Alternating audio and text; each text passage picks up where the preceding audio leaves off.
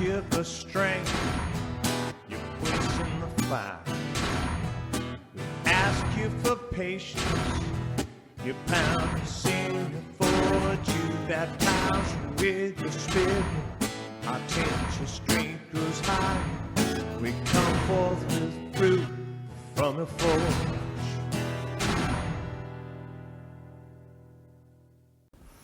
Hey, good morning. Welcome to The Forge. Glad you joined us this week. This week with me again is Scott, and Scott and I are going to continue our conversation about liturgy and move it a little bit different direction. Hopefully you've joined us last week, so you would have heard that conversation, had some time to think about that. This week we really want to move that conversation in a particular sense to church today.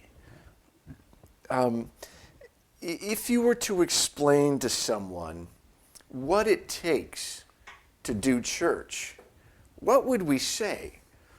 You know, what are the essential elements to have church? If you had a blank canvas, and the question is, what are the essential elements to have church?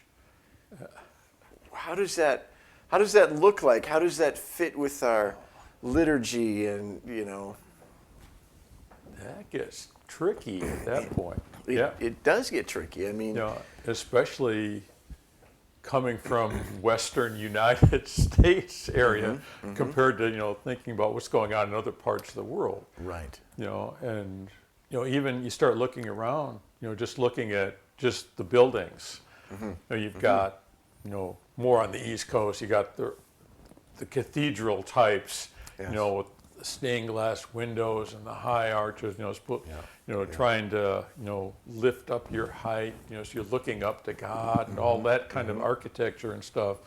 And then, you start getting, on the West Coast or whatever, more of the things where you've got the storefront type churches, Right. where we got this storefront, and we've got a place to meet. And okay, that's our church, or the coffee shop type churches. or a coffee shop, or and then if you go outside of our type of thing, where you're going where people just meet at a house, or if we're meeting out in the field on Friday night, Right. because after work we'll meet out there Friday night. That's what we've got. In other parts of the world that haven't got the buildings to deal with. Right. Well, and even the early church. Yeah. They didn't have. It was only until I'm picking up on your theme about buildings. Do we need a building to have church? Yeah. And the early church didn't have buildings. It was illegal to be a Christian. Yeah. So certainly you're not going to have a building that says Church of, or whatever, Disciples of Christ meet here. I mean, they met in the catacombs. Yeah. In Acts, we see Paul going outside the city to a place of prayer by the river. Yeah. So they're doing church by the river. They're doing church in a field. They're doing church in caves. They're doing churches in homes. Yeah. You're thinking, okay, it's not necessarily the building. Right. Right. It's, if anything, we're looking at a place to meet. Yes. Where people can come together. Yeah. You kind of need something, a place where people can come together. That would be Yeah. one of your, I guess, your a meeting place of some sort. Your minimal things. Yeah. I had a phone call one time, one of the churches I was in, and I think I was telling you about this.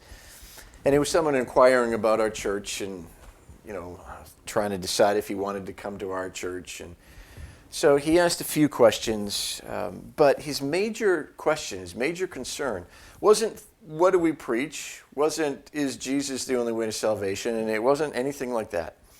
His major question that he spent all of his time on was, is your church beautiful? And I said, well, what do you mean, is our church beautiful? You mean like the people? Are we friendly? Are we loving people? No. Is your building beautiful? I said, well, I don't know what makes a building beautiful. Well, does it have stained glass windows? No. Does it have high arching? No. Well, does it have a beautiful entryway? No. And he said, well, I can't come to your church because it's not a beautiful church. Yeah. I mean, for him, what made church was a beautiful building. Yeah. And clearly that's not the case. Yeah. I mean, yeah, just all the different, for me, I always you start talking about what's the bare minimum, and that's kind of what we're looking at, like the bare minimal Christian, I look at it as the thief on the cross. Oh, wow. Yes. Yes. There's this guy, remember me, Lord, confess yeah. Jesus as Lord, and you told the other guy, hey, this guy has done nothing. We deserve to be here, but he's done nothing. Remember me when you come into your kingdom. And Jesus said, because God, he had the heart. Yes. And well, in a sense, he did church on the cross. Yeah. I mean, in a sense, right? Yeah. It's like, I kind of always look, okay, that's the bare minimum. It's like people start, you need to do this, you need to do this, you need to do this, you got to be baptized like this. Yeah. But, so we don't looking at church. We start, let's go a little further out, like into the book of Acts. Like we mentioned, that worthy people are meeting. There's some place. I guess one of the things is a place to meet. Yes. And whether it's beautiful or not.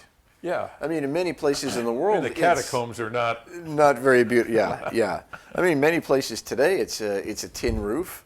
It's a cardboard roof. It's not even a structure at all. It's just banana leaves. It's whatever. Yeah, probably. I imagine if you were to count up all the churches in the world, probably more of them have got mud floors than fancy tile floors. I'm guessing you're right. Yes. Yes. We kind of have a first world problem, don't we, with our desire to have beautiful buildings and grand buildings and.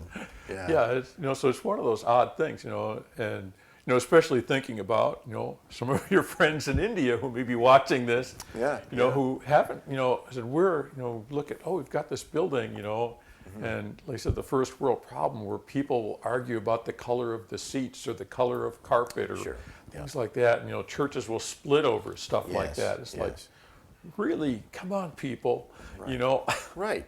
How does color?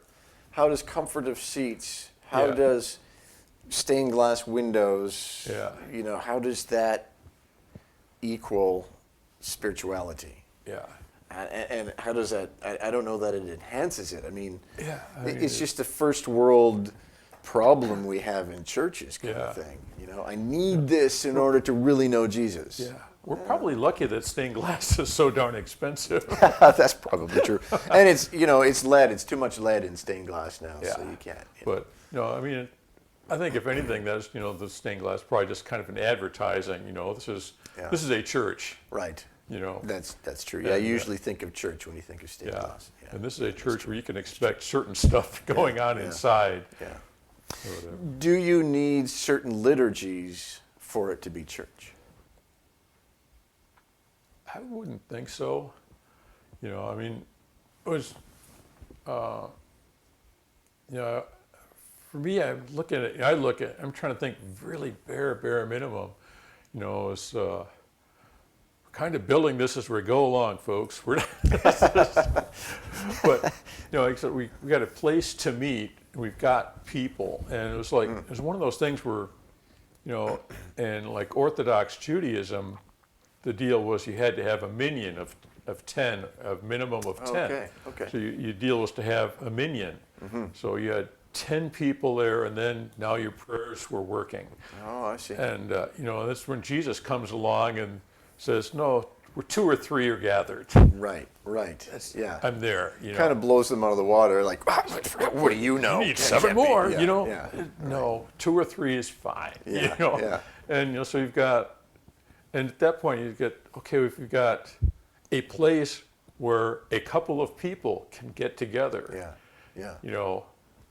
Okay, you've got some bare minimum church going on there. So you need disciples. You need people. Yeah. You need some people. Yeah, you need some people. So the focus is really not on the building, it's on people. Yeah. Yeah. What else would you say we need? I mean, Yeah, it's starting to get like, to, okay, what do the people do when they gather? yeah, right. Is there, you start looking, okay, is there like a pastoral figure in the bunch? Is there a person leading the group? A person who's maybe got a copy of a Bible. Right.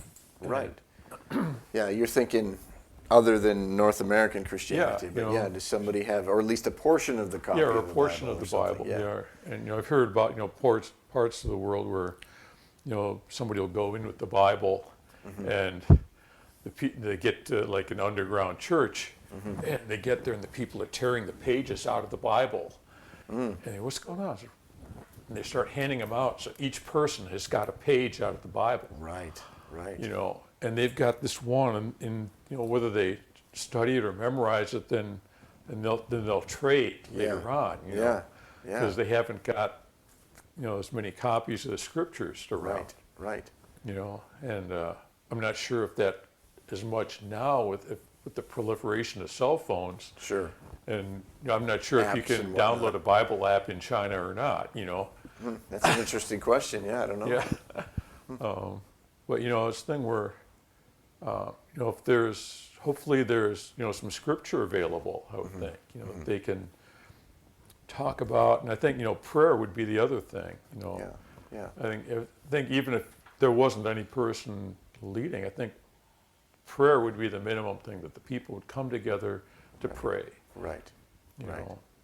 Well, in both of these elements, I think what you're saying is there's got to be a focus on knowing God, on seeking God. And being with God, acknowledging God's presence there. That God is here with us. We haven't got a place to build an altar to burn something, but He said He's going to be here with us. I think that'd be the thing. They go out into this field or mud hut and they want to meet Jesus. They're there to be with Jesus. Yeah, I think that's key. Yeah, it's not about, there's no building, there's no furniture necessarily. I mean, sometimes we have built furniture to enhance liturgy, right? And sometimes our furniture becomes a type of liturgy. Well, you start thinking, okay, if you've got, let's say you go into like the bush country in Africa, and there's a group of believers who've been meeting. They haven't really had much of a Bible. They've had, a couple of sheets that maybe somebody got from a trip to some other tribe or something. And they've been, for a couple of years, and somebody comes in with all these liturgical traditions, and they're going to show them how to do it. Yeah, right, right. Hold it. Yeah. And you kind of wonder, it's, what are they going to think? Hold it. We've been doing pretty good meeting with God as it has, Yeah. And we've been doing it wrong. We're going to have a better relationship with God by doing all these things. Right. Oh, we didn't know that there was this prayer even existed, Yeah. And you kind of, I think you kind of wonder how that would go over. I don't know. Yeah. Well, and that'd be an example of liturgy gone bad, wouldn't it? Yeah. I mean, or even, people that didn't know Christ, but are used to more like, witchcraft and magic type things, where they're used to having to offer a sacrifice to this god or that god, and somebody comes along, well, no, this is the way it's done. You say 50 of these, and you say 10 of these. Yeah, right. Okay, it's a lot cheaper than having to kill the goat, Yeah. And you kind of wonder, that'd be, and I wonder how much of that has taken place too. Yeah. That's one of the, it's always the danger of any time you've got, I call it the checklist religions, where you've got, where you do this, and this, you're saved, or this, and this, you're in good with God, or this, and this, and God will answer your prayers. Any of those things, it's like, okay, this is, it's always just kind of a minefield waiting to happen, I think. Right. Yes, true. So we need for church people seeking God. Yeah. whether through scripture, prayer. Yeah. What else have you indicated? Church is 2 or 3 people seeking God through scripture, through prayer, wanting to know him more, wanting to be like him. Yeah. Does that pretty much sum it up? 'Cause, I yeah, mean, don't you need a choir? Don't you need a worship team? Don't you need a hymn book? Don't you need... well, you start getting into the different forms of worship too. Mm-hmm. It's just, we can pray, we can sing, Mm-hmm. we dance, maybe these people come together and sing. Right, Maybe right. they'll dance around a bit, Right. However, worship Yeah. will take so many different forms, Right, right. and And worship, again, is seeking God, isn't it? yeah, And maybe more than seeking God. Maybe it's recognizing God, acknowledging God, yeah, and who he is and who we are in comparison to him. yeah, recognizing that relationship that we have with God, that He's Yeah. God and we are not. Yeah, yeah, And yeah. just kind of acknowledging all the things He's done for us. Yeah. Just offering that thanksgiving and the praise and the gratitude. Mm-hmm. Those are all these different things. I think that's I guess going back to our little handful of people in the mud there, as they're worshiping, whether that's, I guess we've expanded getting together to pray and Yeah, stuff, but yeah. there's they come together to meet with God and they're worshiping and they're praying. I think that's, I don't know how much more you would need. I mean, that Right. it sounds kind of like a neat little situation. I wouldn't mind Yeah. being in it. Right, yeah, yeah.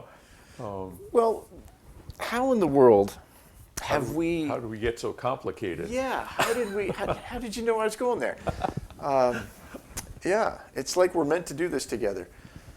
Isn't it interesting how far away from that picture of we just need a 2 or 3 or a group of people seeking God, acknowledging God through prayer, through worship, through praying. Oh, I said that already. Scripture. It's church is people connecting, communicating with God to know Him and be more like Him. Yeah. And God works in them too to change them because they're Yes. spending time with Him. Yeah. They're drawing closer together. His love is going to overflow, and people will be attracted to that. Right, because they're disciples who make disciples. Yeah. And So why do we have all? Should we sell our buildings? Should we get rid of our chairs? Should we throw out a sound system? Yeah. Should we get rid of hymn books? we're just going to meet out in the field, whether it's rain or shine. Right. And we're going to be so much holier than everybody else. See, there's the key, isn't it? We will be holier than that, Yeah, And it's okay. like, you can get the real pride thing going there. Right, and there we go the other way there, Yeah. right? I mean, it's, we are so holy, we don't need a building. I think there's a lot of just societal conventions, I guess. Like I said, a mud hut in Africa might be rather luxurious for people who are maybe don't even have that. Right, yes. That this Yes. is quite the building that we Yeah. get to meet. We get to meet in a building, Yeah. Yeah. and trying to keep that perspective. I think as especially as Americans, that hey, not everybody has so much. And just just think that we can be, got to be grateful for it. God says, hey, we've given you this. And I think that's part of our thing is God has we're trying to get all these bills paid down so that we can do more outreach. Yeah. And that and that's the thing is using the things we've got to spread the gospel. And I think that's with buildings, and that is a tool. Right. Right. So And they're not wrong. Yeah. They're just, we can accept them from God and use them Yeah. for building His kingdom and for His glory. Yeah. And I think the fact that we haven't got an extravagant building, I wouldn't, not compared to some not to some Right, churches we've right. seen. Yeah, yeah. We're trying to be practical, Yeah. and but I think building is a tool, and it can be used to draw people to God. It can be used to push people away from God. Like the liturgy too would be Sure. used either way, and but yes, looking at the different things, it's like, okay, It really is, again, keeping the right focus and perspective, isn't it? it is. It's making sure God is the center of everything. Yeah. Whether you're in the mud hut, whether you're in the field, whether you're in the cathedral, it's got to be God in the middle of it all. Yeah. Yeah. And, Yeah. I had a thought going through my head. I messed you up because I asked a question. I can see where it took off. Yeah. I wondered what that was. Yeah. Yeah, So, we seem to make the add-ons the main thing, don't we? Yeah. And the main thing becomes an add-on, right? Yeah. I mean, the main thing is Christ, is God's kingdom, is building God's kingdom, Yeah. and knowing Him and worshiping Him and gathering for the purpose of that. But we have all these other add-ons like, Yeah. chairs or pews or padding or no padding or color or Yeah. bigger chairs, smaller chairs, 3 rows, 5 rows, 2 aisles, no aisles. And we get all wrapped up in that kind of thing. And then the main focus is Well, and some where of to it go. too, is I think it started out, attempt to be honoring to God, especially, take communion, it's like, okay, Yeah. you can do it out of a Dixie cup, in a right. paper plate with some bread, Yeah. Yeah. or you can go to the golden chalice, Right, kind of thing, right. because we want to offer the best to God, and sometimes we start looking at the little things that we've done, trying to, offer our best or whatever. This really honor God by putting something really nice out there, Right. and like, oh, we're gonna, instead of maybe behind a music, we're gonna build a nice pulpit, or something like that. And Well, and originally that was the purpose of these great cathedrals, right? Is they're building it to the glory of God. They want all people to come into their town and see this big cathedral and just be given in over. awe. Yeah, so they say, "Wow, God is there." yeah, And so it's not like they built it to say, "Hey, we're awesome." yeah, But somehow it got there, didn't it? I mean, Yeah. it was like, here's the glory of God, but look at us too. yeah. You know? It's like, we get to hang out here all week. Yeah, right. You got to be out of here by 12:05. Yeah.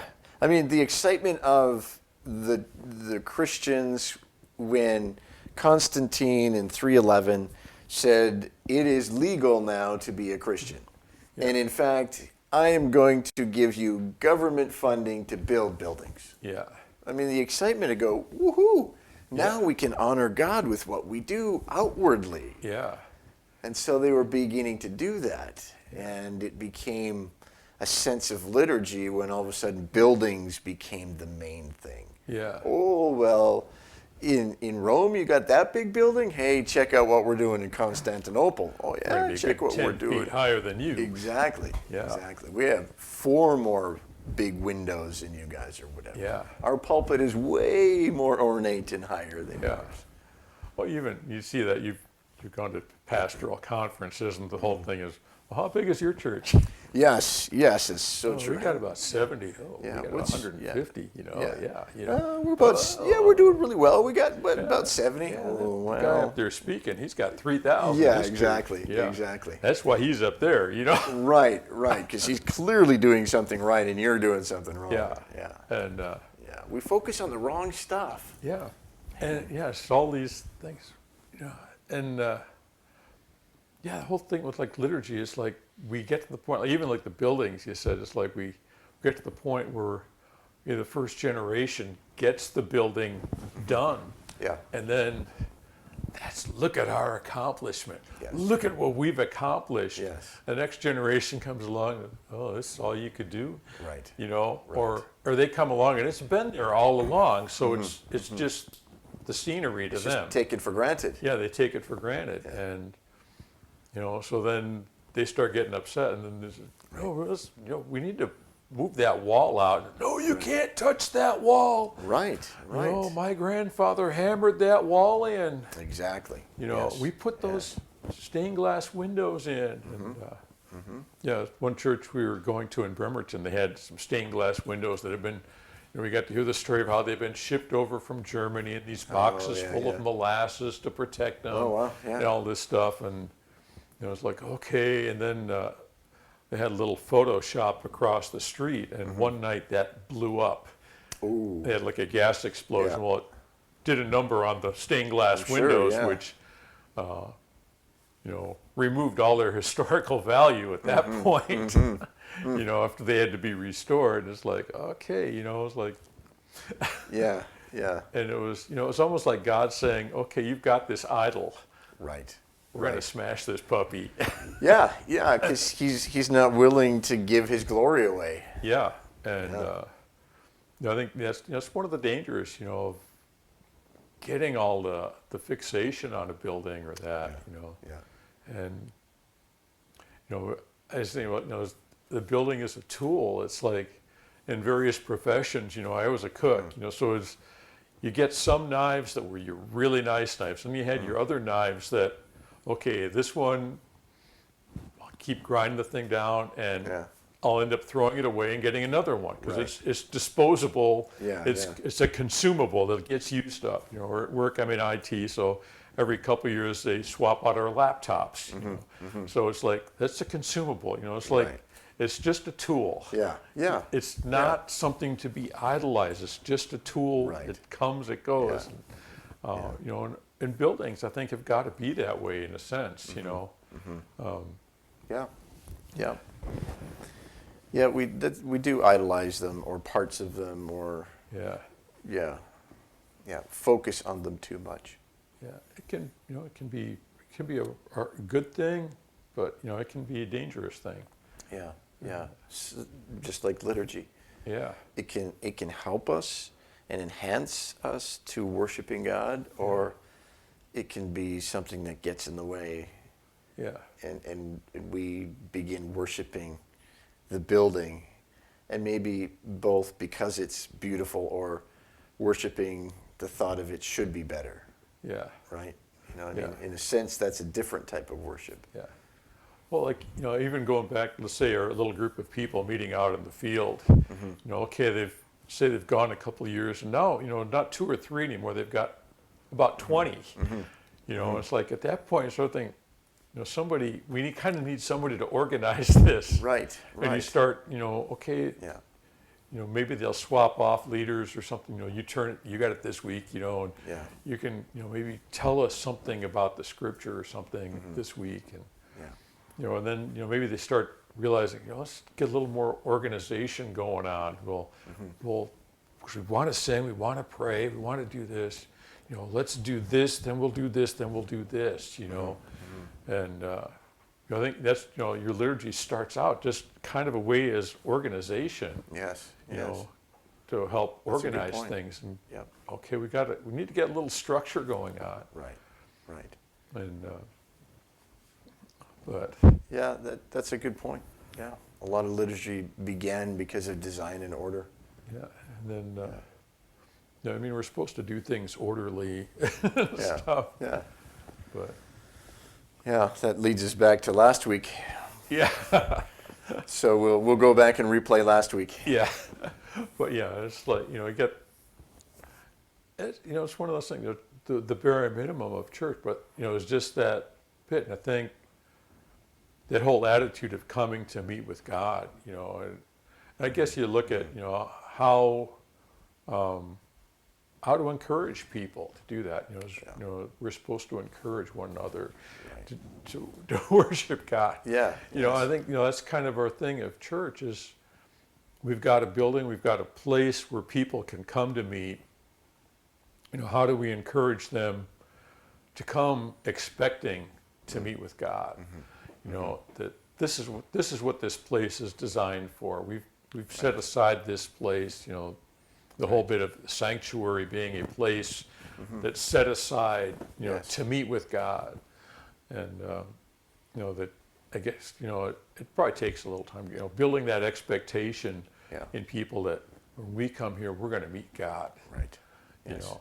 And, I think, sometimes, liturgy was probably designed to help do that, that, it's so easy to get sidetracked with these things. Yes. That trying to keep that focus of, okay, we're here to meet with God. Yeah. And,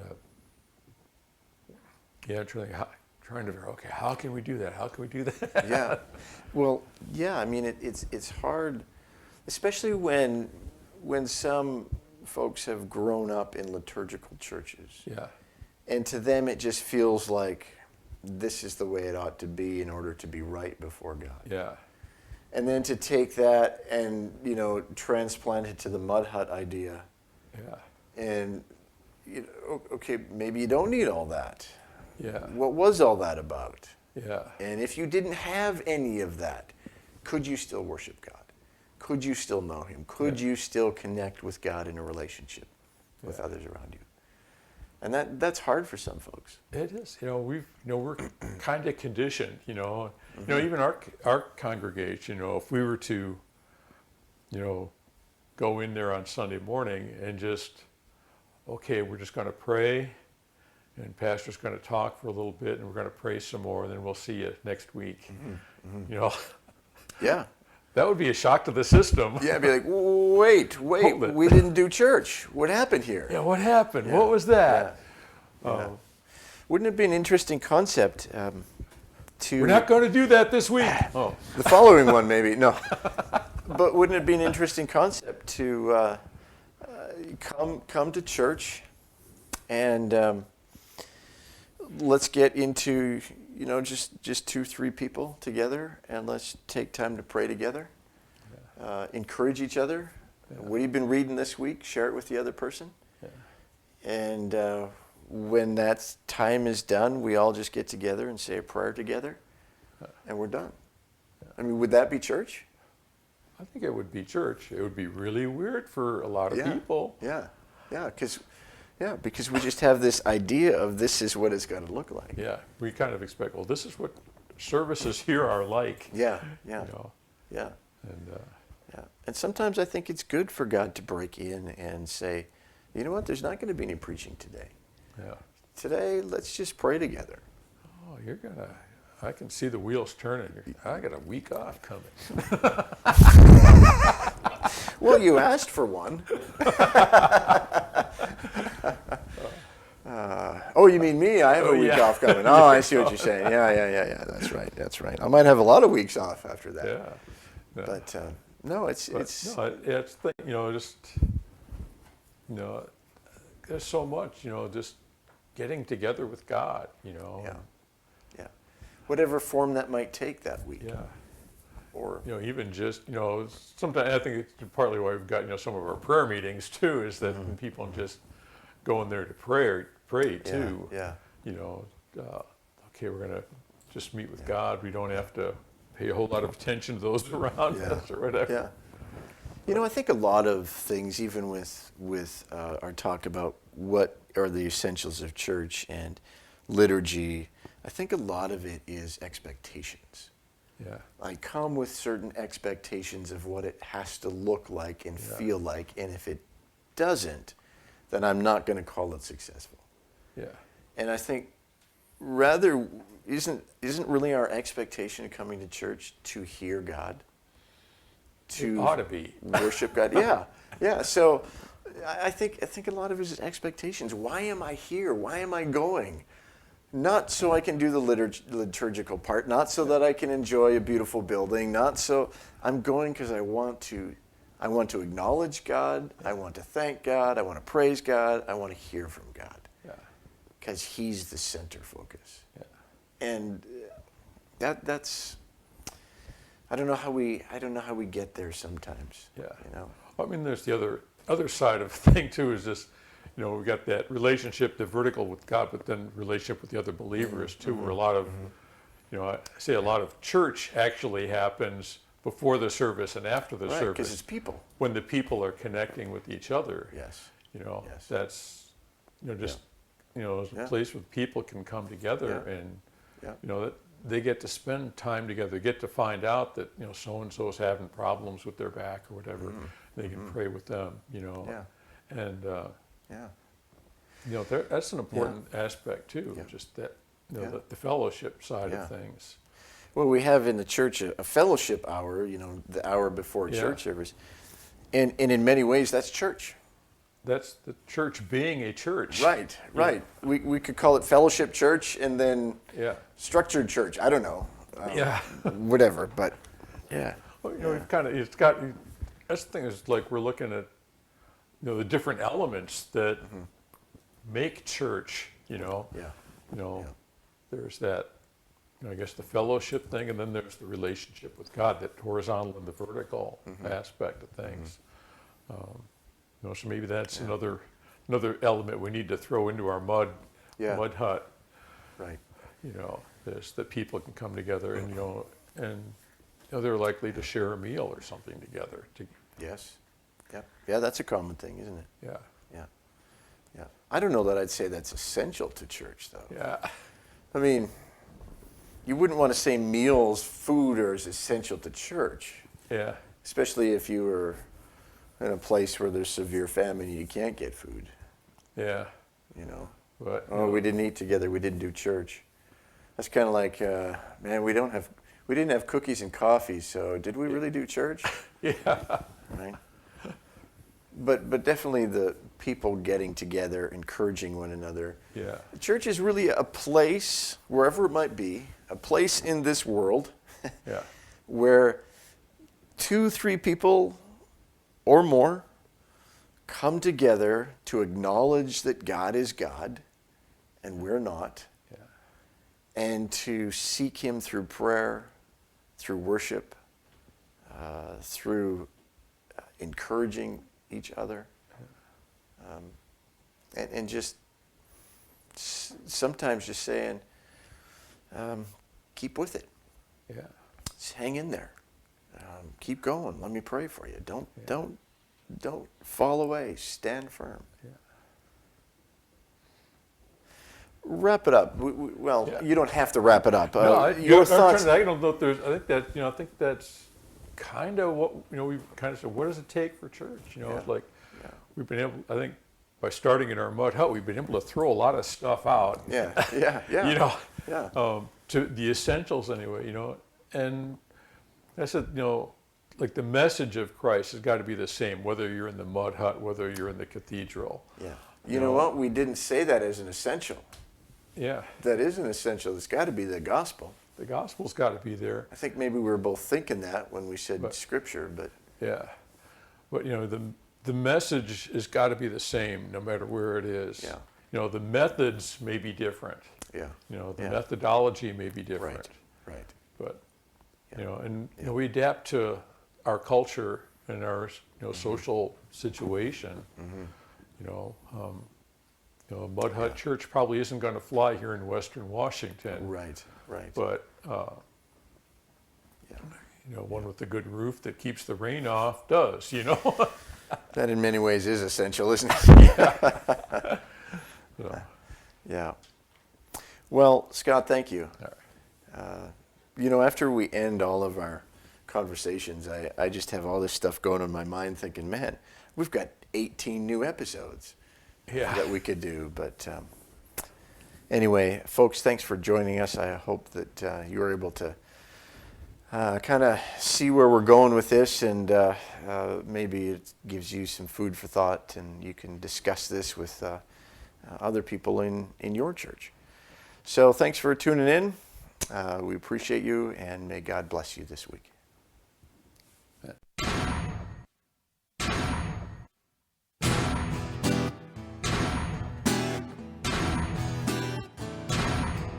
We ask you for strength, you push in the fire.